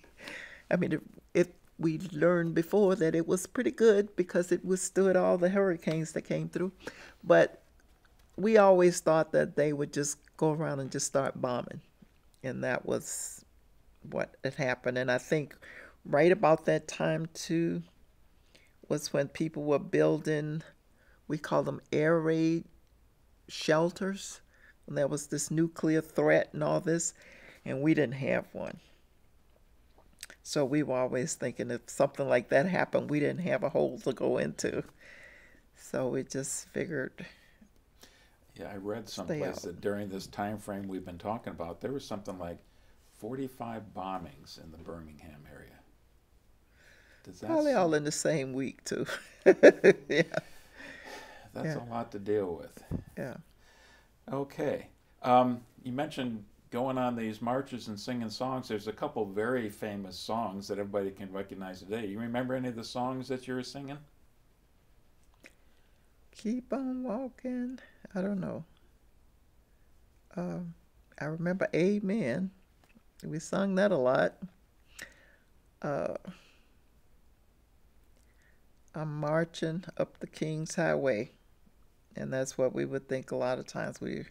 Whenever we were marching, we were going up the King's Highway. The King as in God's highway? God. Mm-hmm. Yeah, yeah. How about We Shall Overcome? Oh, We Shall Overcome. And that was the big one. And that was, I think that one insulted the police more than anything else, because we would lock hands and they would try to break hands. And we would just hold through, and that's when a lot of us would fall on the ground, and because he says, whatever you do, just don't turn loose, because this is your chain, and you're together. But anyway, I don't remember a whole lot of that, but it was, we shall overcome someday. And that's when we were thinking, if they keep on bombing Birmingham, that someday gonna come before we want it to. But anyway, because we just thought, you go to church and they're singing this old song about in the sweet by and by. We don't sing that song anymore. No? But yeah. Well, so many of those songs, especially those old hymns that the slaves had been teaching themselves, they're such powerful songs, though. Yeah. Do you remember any particular incidents when you're involved in the marches where you were confronted? There was the KKK or others? KKK didn't usually show up during the day. They show up at night. But let's see, what is it? I was trying to remember one of the chants that they would have about blacks. But it usually was nigger, not blacks. Go back to Africa, do whatever. And this, no, I don't remember. I probably remember it after I think about it for a while, but I just didn't. Would it be correct to say that it was the younger generation of African Americans who were really advocating for resistance, and the older generation was, let's see, more conservative or more reluctant to push back? The ones that I remember when it came out, Stokely Carmichael and Rap Brown. H. Rap Brown, I think. H. Rap Brown.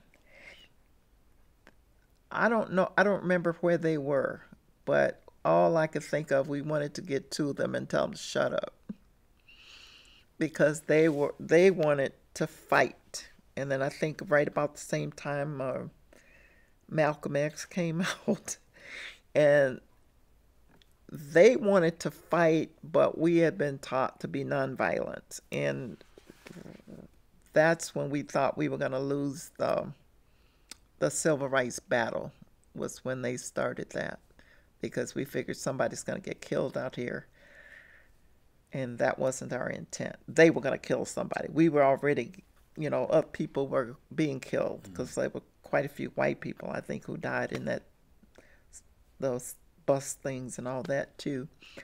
But we thought that once they started killing people, then there was going to be we thought World War III was going to come on, because they were going to, if black people would kill white people, then we would really have a war going on.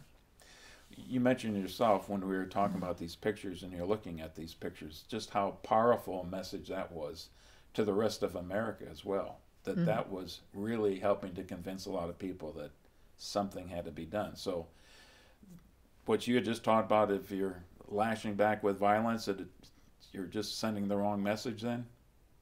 I think so. That's when it started breaking down, I think.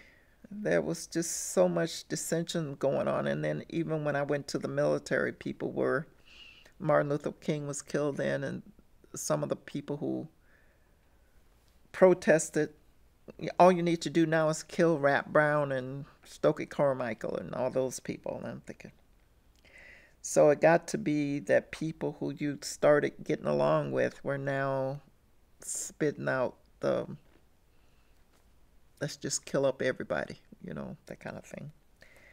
And that wasn't, especially when I was in Vietnam, I didn't want to hear that, so.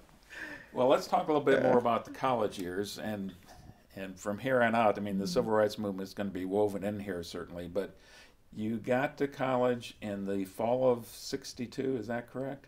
Mm-hmm.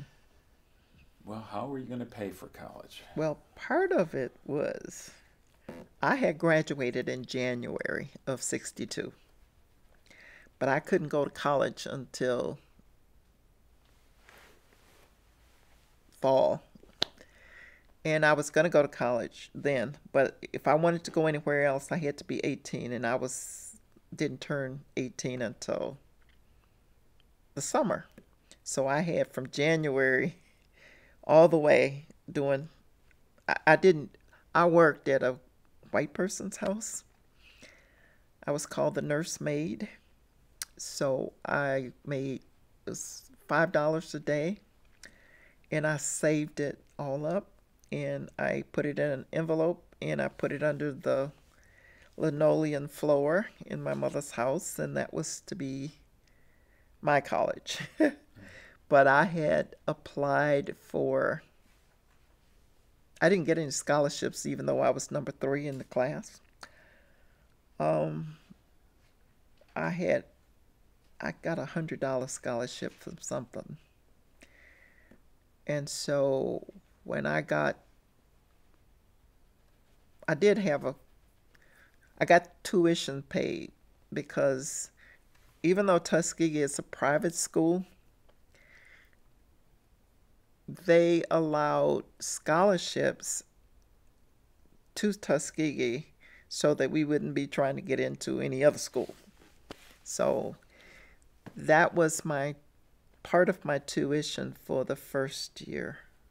Tuition wasn't that much when you think about comparing it here, but on $4,000 a year, I had to hear at every school break that my sisters couldn't get a new coat or a pair of shoes because they were using all the money to send me to college.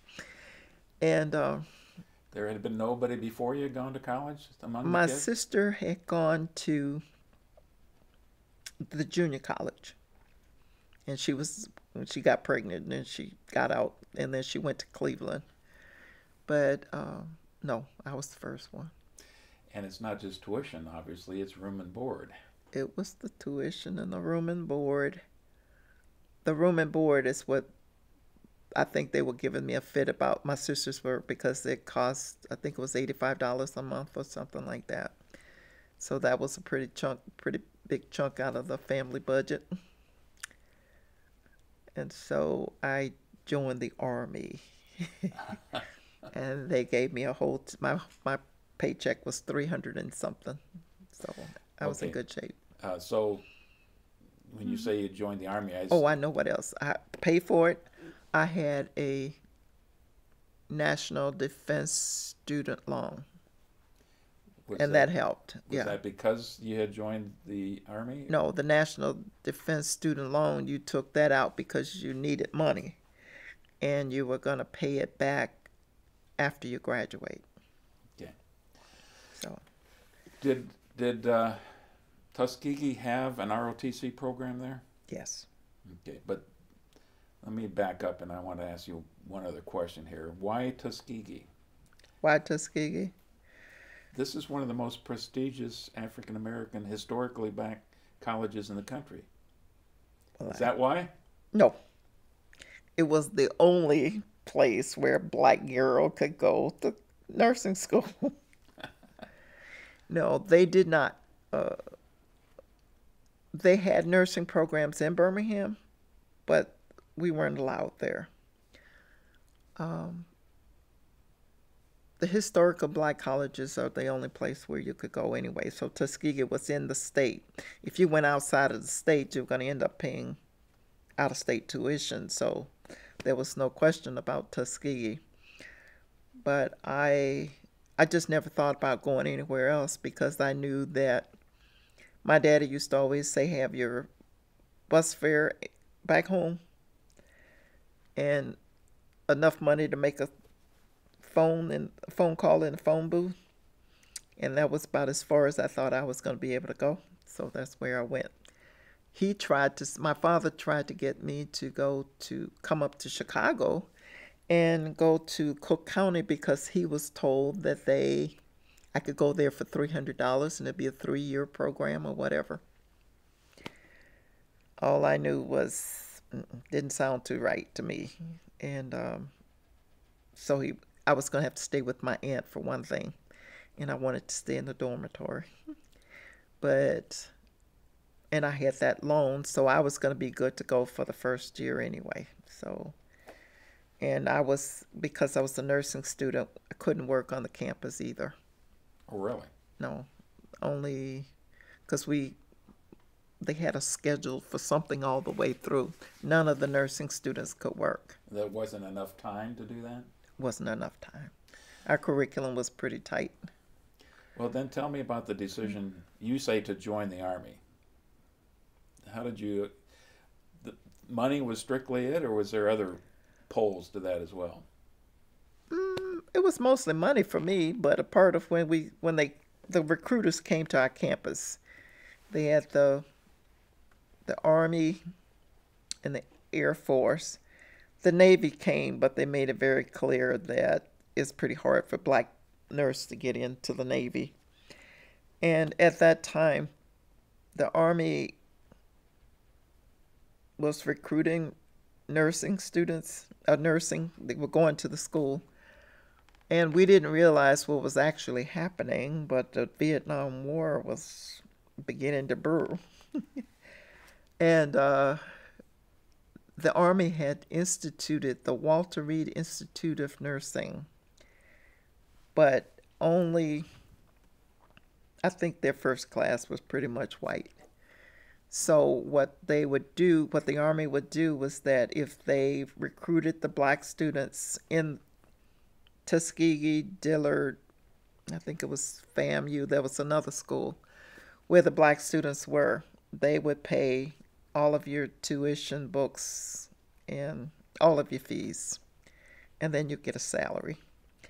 So my daddy was giving me $10 a month as an allowance, and that was to buy your necessities and to replenish your school supplies and stuff like that. So when they told me it was going to be a $300 check, it was pretty good. And that turned my daddy on too, because I think most of us were too young to sign ourselves in, because a girl had to be 21, I think, to be considered an adult. Well, for the men, it was 18. If you were 18, you could go out and enlist. Yeah. But we were not enlisting. We didn't know what we were doing, really. But there was a class before us where they had 10 of the nursing students had gone. And we saw how they were living. And so we thought we would do the same. All of us went into the Army. There were 9 of us. And my first paycheck went back home because my daddy had a boat accident. And he had all of his money in his pocket. And a wad of keys had come into a solid ball. And he was he got a big gash in his leg, so he was in the hospital for most of the time. And after that, I kept the room what did they send me? I kept about $25, and my mother just banked the rest of it, or used it however they needed to use it. But that was how I paid for it. So I owed the Army 3 years when I got there. So you're signing up and a commitment when you get your nursing degree for 3 years after that? Uh-huh. Okay. They pay for your last 2 and you owe them 3. How much training then were you required to go to while you're at Tuskegee and then the nursing program? At the time that I went in, your requirement was to keep a C average. And we didn't wear uniforms. We were supposed to have pretty much perfect attendance, but that was not a question at Tuskegee anyway, because you'd probably flunk if you missed more than twice. But that was our only requirement. We were attached to the ROTC, but we didn't have to do anything with them. So they're all out getting up early in the morning to do PT, and they're learning how to march, and they're doing all those kinds of things, and yeah. You're not doing any of that, huh? Well, we were called the Student Nurse Cadet Corps, and our assignment was classroom. And that's what they told us. Your assignment is classroom. You are to learn nursing as detailed as you can, because you will practice it anywhere in the world. So that's the way we went through school, and just knowing that was our responsibility. That's what we did. What happened if you had one of your fellow students who didn't make the grade, fell below a C average, or just never actually became a nurse? Was the Army expecting to pay him back then? Yeah. We had 2 to drop out. Well, One got married and she got pregnant, and pregnancy was the reason to get out. I mean that they had to leave the program. Yeah, they had to leave the program. She left the program before we graduated. A couple of the other ones did not make, we had to pass the state board exam, which is what they call NCLEX now.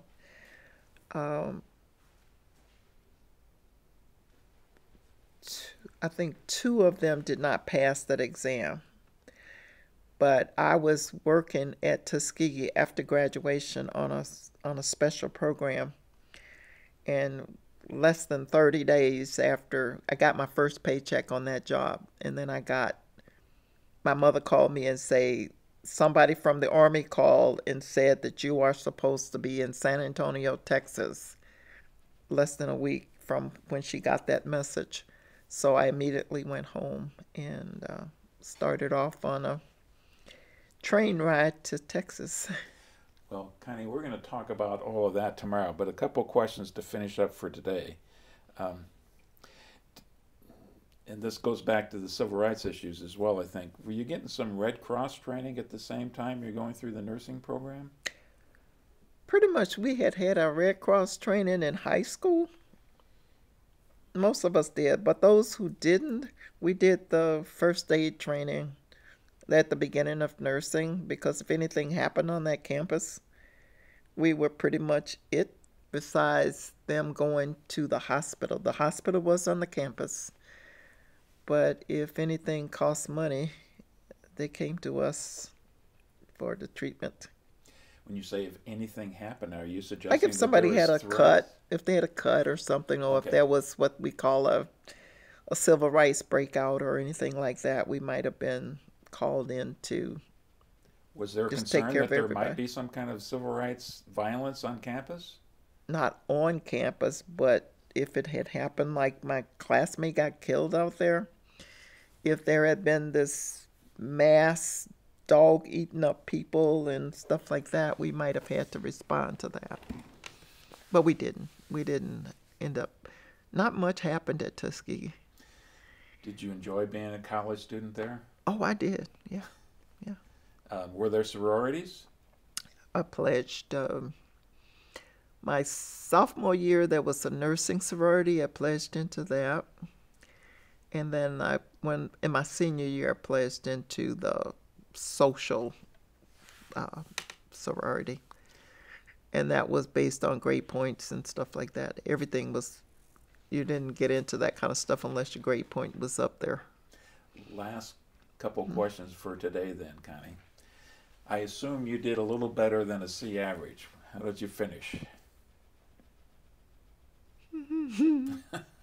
I would say I was a B plus, but I can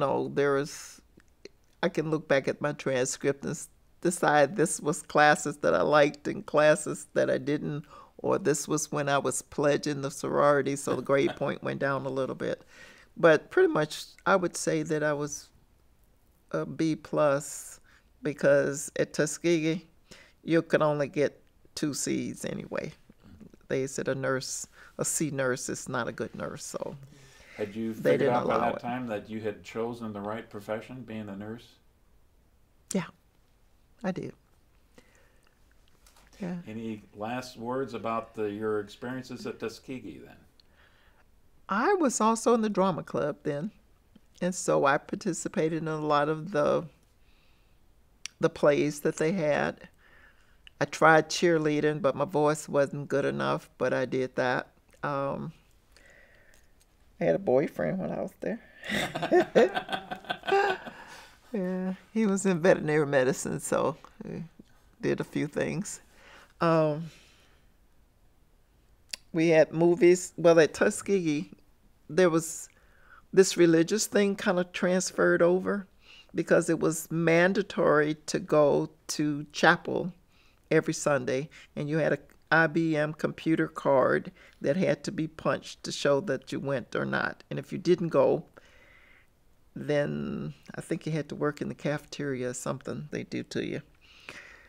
But we went to chapel in the morning, we would hook up and go to the church in the neighborhood. After that, we had, and in the evening, it was mandatory to go to Vespers for the freshmen and sophomores.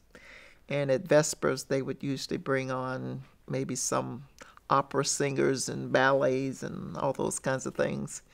But in the morning, it was religious. But they had a lot of mandatory, you will do this kind of thing there. And the nursing students were always in all of the graduations, all of the parades, because we had a uniform.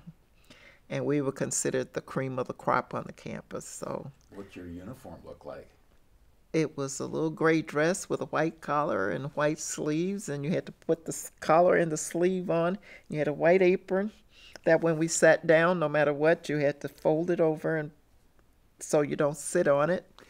And then we had a blue cape with a red lining, and we would think we were somebody when we walked across campus and throw that cape across our shoulder. And oh my! How about any kind of a hat? Yeah, we had a hat. The hats distinguish what level you in. We actually started to wearing uniforms in the second semester of our first year, and it was plain. As you progress, I think in the third year, it was 2 stripes on the side. When you were a junior, you had 2 stripes across the front, and then when you became a senior, you had 1 stripe across that we put on with KY jelly. And the shoes had to be perfectly clean. And on Saturday morning, that's what we all had to do. We had to spit shine our shoes, white shoes, because we would get inspected when we go in. We also had to have our meal cards inspected. That a nurse is not a nurse if you don't eat breakfast.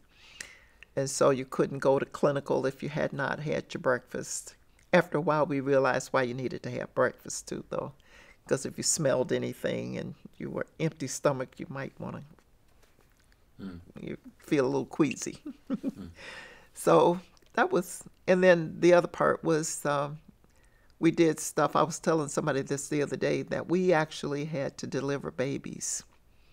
So it was required that we had to have 6 deliveries and 10 circulations, which means your circulation means you assisted. The 10, you were the primary person in that delivery. And the person who was the doctor on the campus was Bill Clinton's, it was his first selection to be Surgeon General, Henry Foster. They turned him down because there was the Tuskegee study. He didn't stop it, they said. Oh, yeah. And that was funny, too, because I told my students at Governor State that I was at Tuskegee during the Tuskegee study, and they tried to, that thing started in 1930. You're not old enough to have been there. And I thought, it finished in 1974. If I graduated in 1966, do you think I might have been there then? And they looked, yes, you were. Yeah. Well, I think we're running up to the clock today. Yeah. We've got a lot more to talk about. We'll get you into the Army. We'll probably have a couple more questions about your time at Tuskegee. I'm intrigued about the notion that you're actually helping to deliver babies while you're still in nursing school. So, well, that was a requirement at Tuskegee for sure. Yeah, I wonder if it's still a requirement today. I don't think it might be. I should ask that question. Okay. I should ask that question. More tomorrow, Connie. Thank you very much. Okay, thank you.